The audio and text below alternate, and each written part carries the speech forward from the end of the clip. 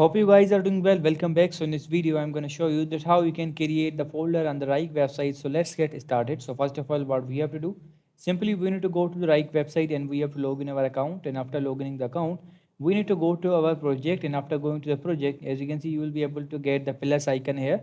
So we have to click on the plus icon. And after clicking on the plus icon, you will be able to see the folder option here. So we have to click on the folder option.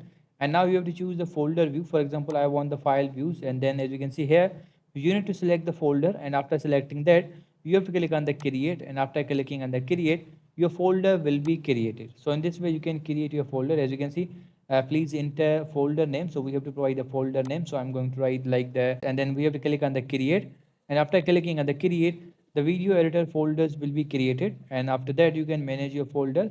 You can add whatever you want. So as you can see, I have added the files option, so you can upload your files, you can add your files, you can go to the board section as well.